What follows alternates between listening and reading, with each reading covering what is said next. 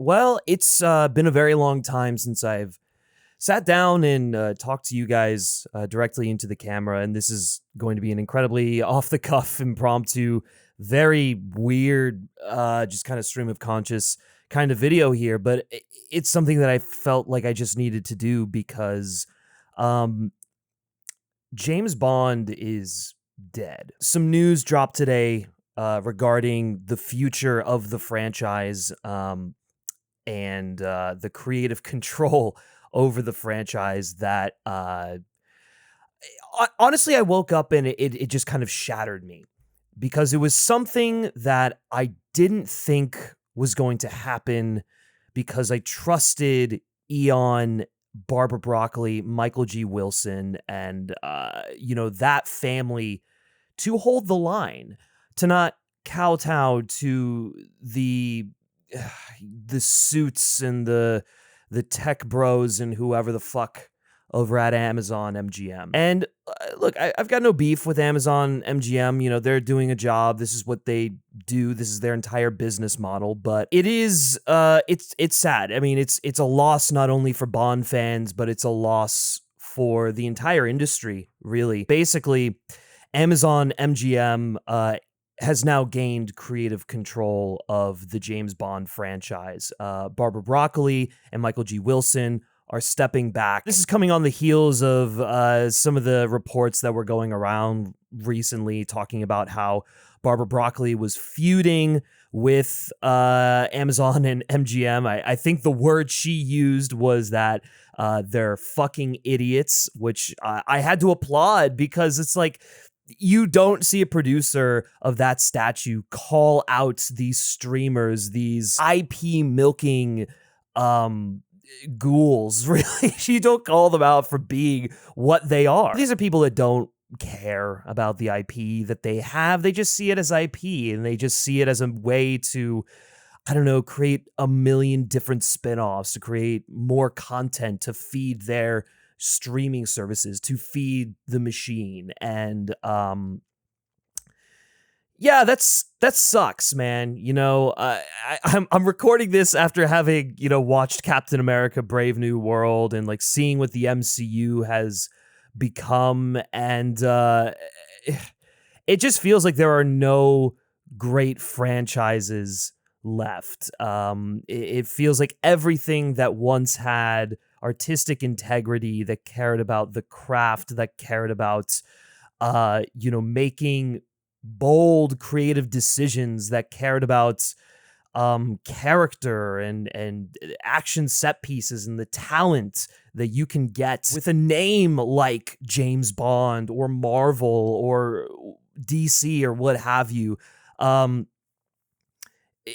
just kind of gone away. It doesn't really matter anymore so long as you can pump out a bunch of stuff on streaming and get people to watch it. Going back to the article here, Amazon MGM Studios, Wilson and Broccoli have formed a new joint venture to house the James Bond intellectual property rights. The three parties will remain co-owners of the iconic franchise, but Amazon MGM will have creative control.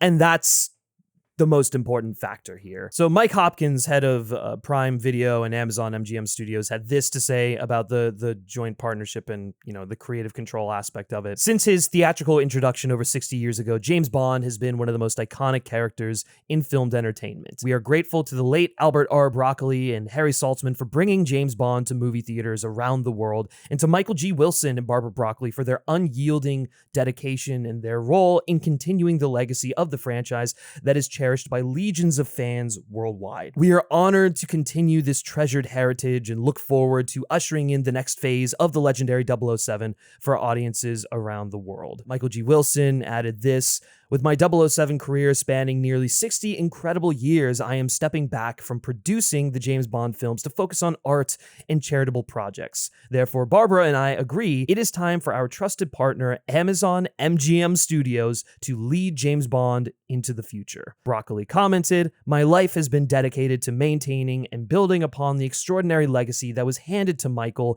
and me by our father, producer, Cubby Broccoli. I've had the honor of working closely with four of the tremendous tremendously talented actors who have played 007 and thousands of wonderful artists within the industry. With the conclusion of No Time to Die and Michael retiring from the films, I feel it is time to focus on my other projects. Eon once held all of the creative control, which is why Barbara Broccoli was able to ward off people like Amazon, like Sony, like all the other financiers that would come in and try and give their 2 cents on where James Bond should go in the future. Barbara Broccoli and her father before her, Cubby, they were the ones that made these films what they were. The James Bond movies were the largest independent films ever made. They were made like indie movies. That's why you heard a lot of the crew, the cast, everyone who was involved in these films.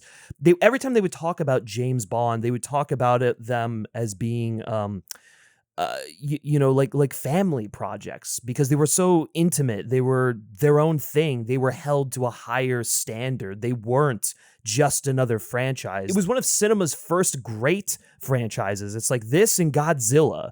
These were the 2 granddaddies of them all, and there was a reason why they sustained as long as they did. It was because they had people like Cubby Broccoli, like Barbara Broccoli, like Michael G. Wilson, Harry Saltzman, all these people who were integral in the creation of James Bond and shepherding it on to future generations. You had all these people involved that cared, that they didn't have to answer to anyone. They weren't trying to make a billion spin-offs. They were just trying to make good movies about a character that just so happened to provide them with the longevity to continue for 60 years, right?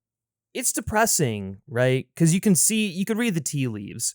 You can see how they're going to want to spin off a million of these side characters. Like we're probably going to get a Spectre spinoff. We're probably going to get a Moneypenny spinoff, MI6 spinoff. Maybe Felix Leiter, a bunch of other these. Any ancillary character in the James Bond universe is basically up for grabs when it comes to what they can do with the character on streaming and on television. And I think the reason Bond has been able to stay away from, fatigue, I guess, which is what we're seeing with the Marvel Cinematic Universe and a lot of these other, franchises that are kind of wearing people out, is because they weren't producing like 3 shows and like 5 movies a year. It's a bit of an exaggeration, but they took each project as a project. It was one film, and they focused on giving that one film all the attention, love, and care it deserved. They hired the best talent they possibly could. They got people like Sam Mendes to helm these films. They got actors, thespians like Dame Judi Dench and Ray Fiennes in order to be in these movies. Javier Bardem, Rami Malek, like these are Christoph Waltz, like Mads Mikkelsen. I've just all these characters coming to mind. Like they got real talent involved in these movies because they adhered to the ethos of like, we have all this money, thankfully. We have a duty to this franchise, to the fans, to for Barbara, for the legacy that her father created, to make these films the best they can be. There's a great quote from Daniel Craig, and I think he said it during many interviews during No Time to Die. There's a lot of money spent. I mean, it's an obvious thing to say, but these cost a lot of money, these movies. I'm like, if we're going to spend that money, let's spend it on the best we can get. I mean, from the very beginning, I was thinking like that. I wanted desperately for that to be, and yes, more so, probably more so, no more so than on Skyfall, and finding Sam and talking to Sam about it and getting him involved, and then getting, Roger Deakins involved, and everybody that kind of we could, because A, I'll stop making these, which I have now, one day, and B, they're event cinema. That people celebrate cinema when they go to see these films, and they should be rewarded with the best we've got to give. He cared, right? Like Barbara Broccoli cared, Michael G. Wilson cared. These streamers, these corporations, these tech corporations that have just completely blown up Hollywood and turned it into shit. They don't care. They don't look at each project as a singular piece of art.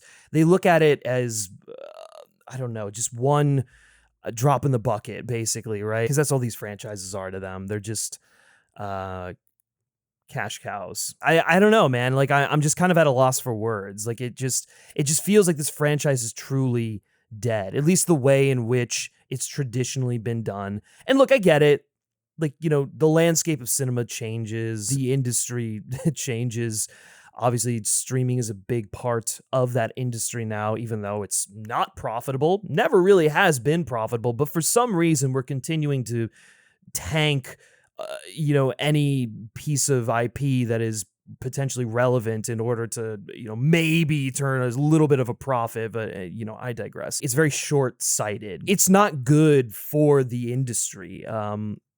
And something like James Bond, which is an institution, right? Again, 60 years it has been in the pop culture zeitgeist. It's an event film. It's something that people like look forward to going to.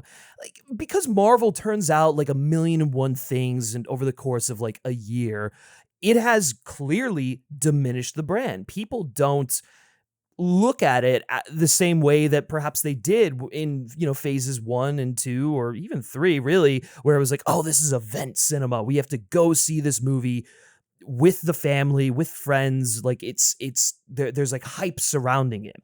You get that with James Bond because there are like, you know, year-long gaps in between films. There's the pomp and circumstance surrounding a new actor playing James Bond.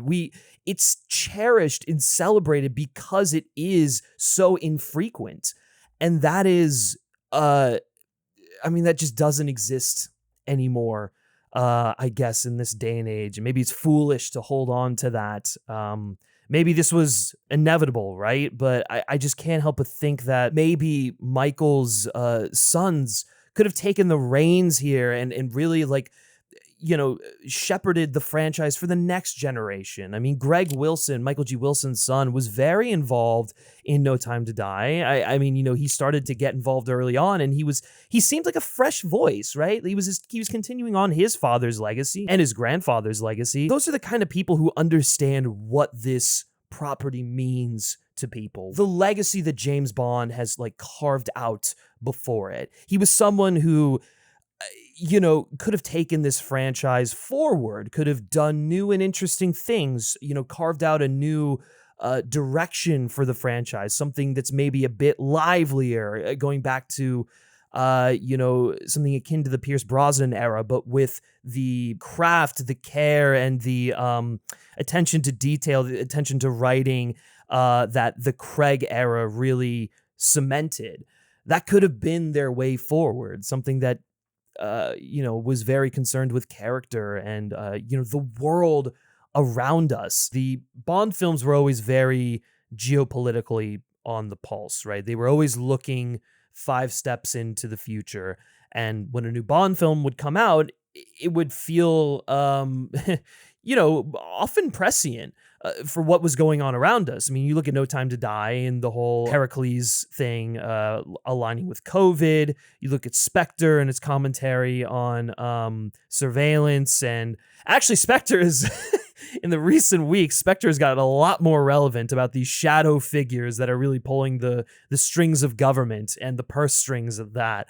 I mean, that's just for as broken as that film is, the C subplot in that has really just gotten more relevant by the day. But the point being, you know, Tomorrow Never Dies is a perfect example. It's commentary on the media and these moguls that are trying to manipulate facts, the fake news thing, right? Like, that was stuff that the Bond films were tapping into the 90s before, you know, fake news was even really what it is today. I don't trust a studio like Amazon or these creatives that are going to be calling the shots at Amazon to maintain that same integrity, to look 5 steps forward into the future in order to give us something that will feel timeless, that will age gracefully.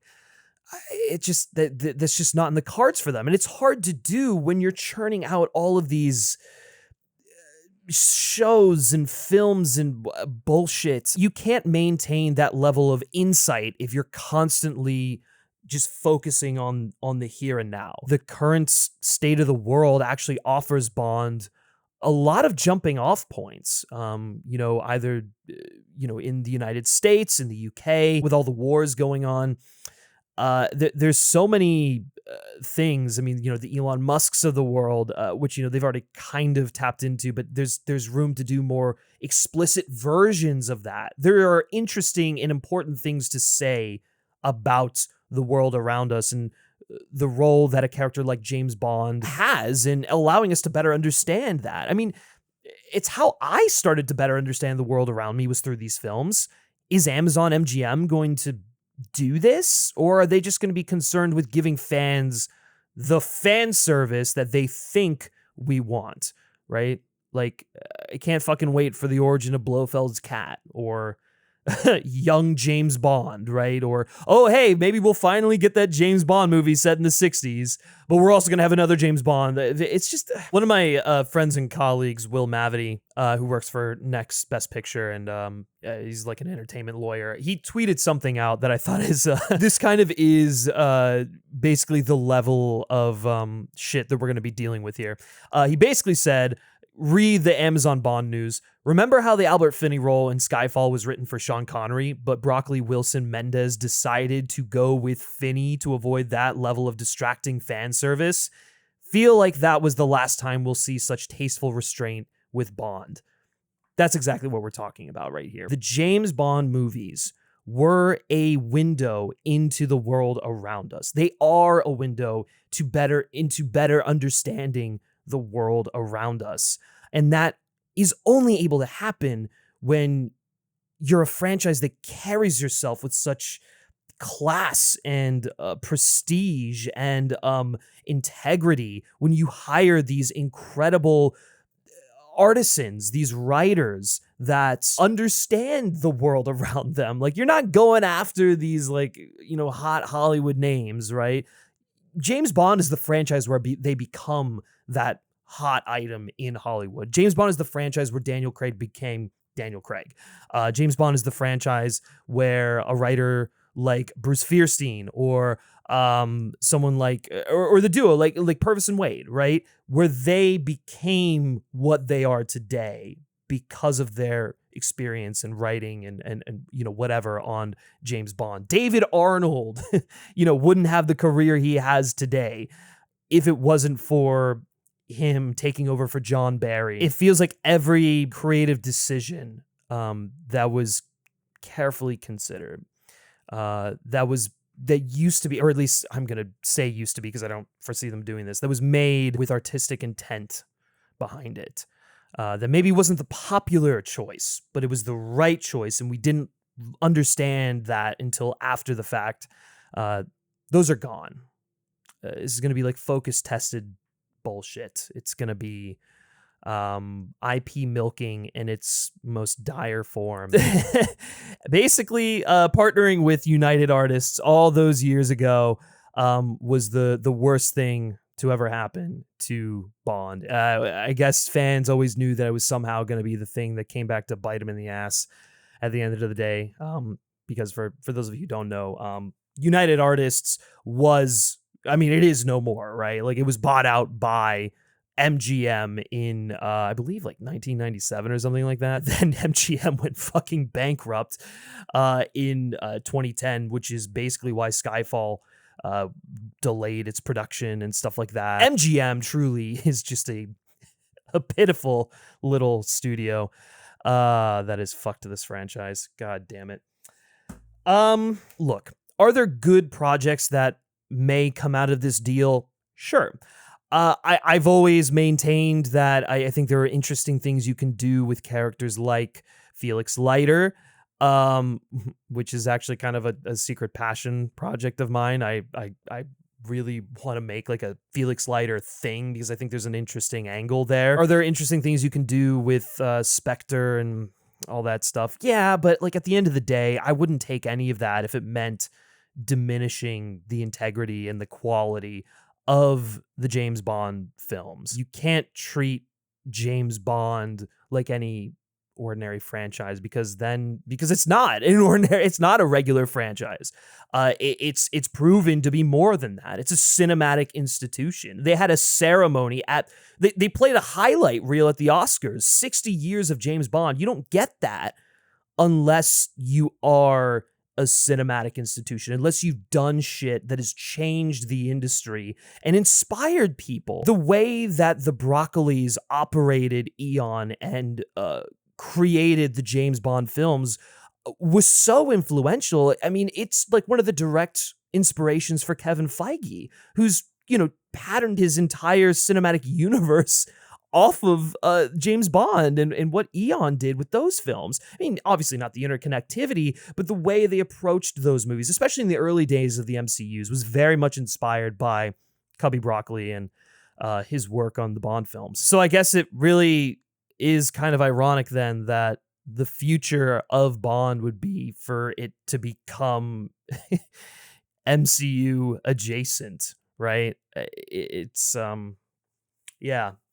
I guess that's a real fuck, man. This sucks. I know we've been talking a lot about just like, the spinoffs that they're gonna do, right? Or the amount of content they're gonna pump out, which, as we've seen with other franchises like Star Wars, like the MCU, that is going to diminish the quality because you can't simply maintain a certain level of quality while producing at the rate that these other franchises do. I'm not saying that they're going to get to Marvel levels, but like it wouldn't surprise me. But the things that I'm really concerned about apart from that are casting, right? There was a very intensive process that actors would go through in order to become James Bond. It wasn't just like someone that looked like James Bond. It wasn't just someone that, you felt gave a great performance in this one thing and you're like, oh, they should be James Bond. It's like, no, not that. What Barbara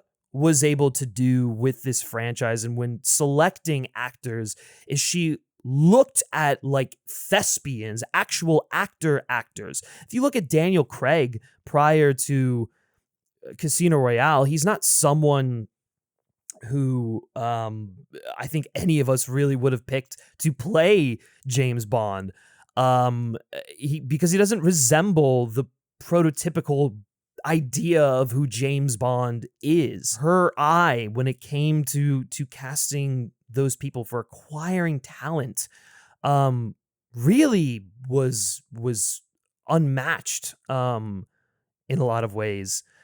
And yeah, I mean, look, when Daniel Craig was cast as James Bond, everyone threw a hissy fit, right? Like, it was the end of the world. It was like, oh, blonde Bond. The tabloids ran amok with it, and it was stupid, right? Like, the guy's a great actor. He doesn't look like maybe your idea of James Bond, but, like, let's give him a fair shake. And then he, in my opinion, turned in one of the best tenures an actor has ever had for James Bond, because he was an actor who understood the depths of the character. It just feels like they're going to listen to the fan casts and kind of go in that direction. I mean, that's kind of what I admired about Barbara and Michael, was that they refused to change how they did things despite, the rumor mill or everyone's kind of opinion on who James Bond should be and all that shit. They paid attention to smaller, unknown actors who were doing really excellent character work and looked for attributes that you and I aren't necessarily even thinking of when we're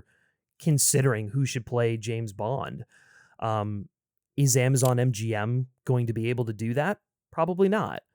I don't really trust them to seek out that kind of talent, to take those risks. I mean, they're a streamer, right? They're not in the business of taking risks. That's why you have an independent studio like Eon that was holding on to this thing, that was willing to take the risks because there is a proven track record of those risks paying off. Not even a minute after I finished recording this, an update to this disastrous news story was just published by Deadline. I'm just going to read you the headline. Jeff Bezos crowdsourcing next James Bond, Amazon chief asks fans who should be 007. This is exactly what I was just talking about, right? Barbara's knack for casting, her ability to understand what makes an actor right for the role of James Bond, what makes Daniel Craig a good James Bond.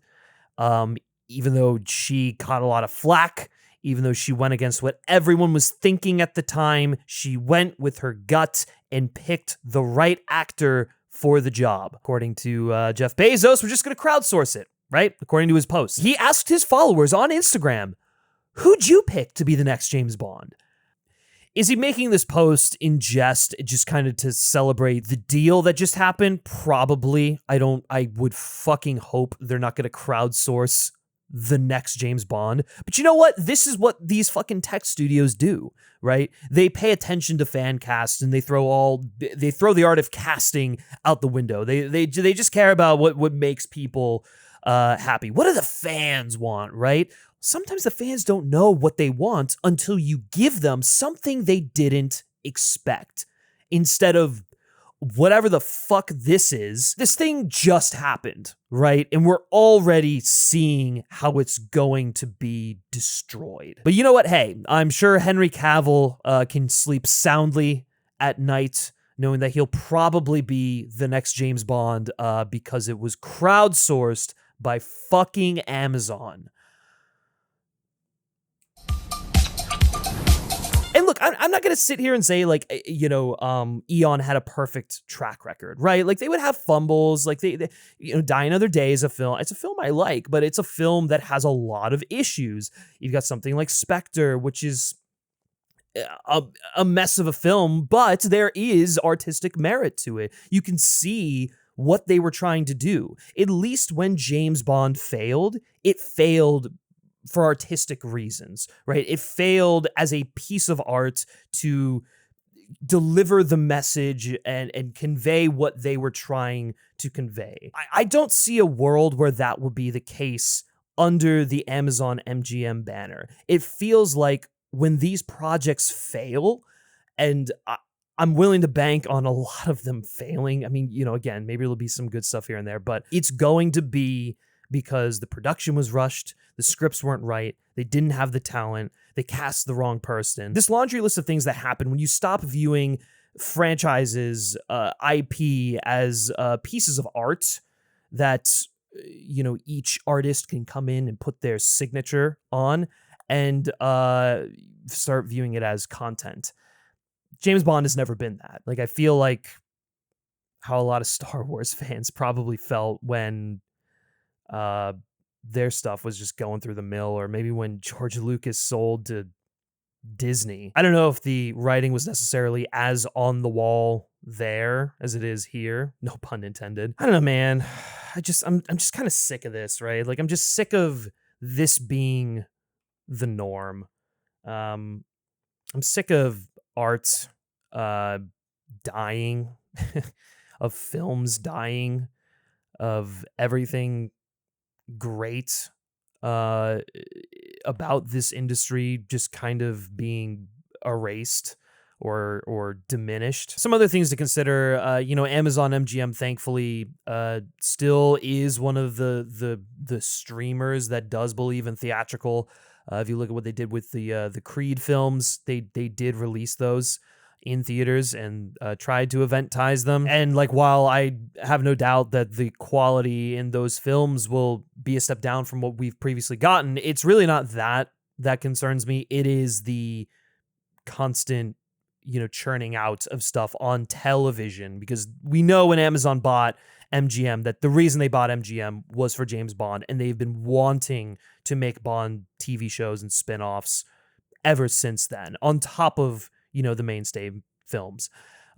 That's what concerns me. That's what's going to diminish the brand. Not, obviously subpar films, but like the Bond franchise has had its fair share of those.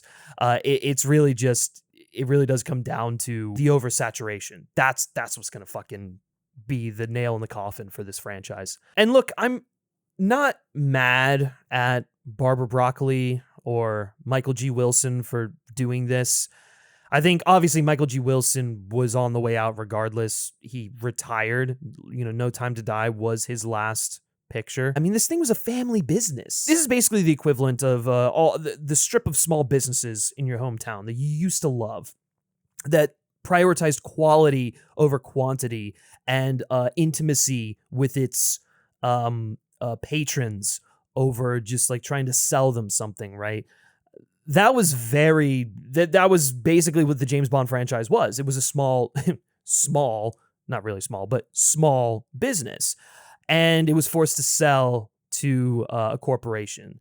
This is the equivalent of, a shopping center coming in and disrupting all these independent businesses, pricing them out, all that shit. And that's sad to see. That's awful. Like the backbone of the film industry, of commerce like this, is built on those small businesses, those creatives that are willing to do the things that the corporations can't. I think it's especially depressing because Cubby's last piece of advice to his children before passing was to not give control to anyone else, to keep it a family business. And I get it, like, your kids need to do what's best for them and everything, but I just don't know if this was the way. Maybe they just exhausted what they could do with Bond. It clearly felt like No Time to Die was the end of an era, the end of a chapter for a lot of people. Not just Daniel Craig. So I just didn't expect it to be the end of Eon's creative control over the James Bond franchise. I guess if there was any glimmer of hope or just thing to be excited about with all of this, it's that we'll probably get announcements on projects in development sooner rather than later. Probably get a casting announcement maybe towards the end of this year, because I'm assuming that now that Amazon and MGM have control, they're going to pedal to the metal with this thing, and maybe it'll be good, right? They have a close working relationship with filmmakers like Luca Guadagnino, and I love him, and I think he'd be a great inspired pick to direct a James Bond movie. Will they go with someone like that? I don't know. Probably not. Will he want to work with a studio like that on James Bond? Who knows? Maybe they get Martin Campbell back in there to kick it off again. It's really sad. I don't know. I think I've kind of exhausted all my opinions. This has been a nice therapy session for me. I guess the most important thing is just let me know what you guys think down in the comments below. Are you as heated about this as I am? Are you as depressed about it as I am? I know that a lot of you became familiar with FilmSpeak because of our Bond content. So, I mean, if you've been following the channel for any period of time, you know how much that this series means to me. And so I'm sure many of you are already aware that this is just it's a fucking blow, man. All right.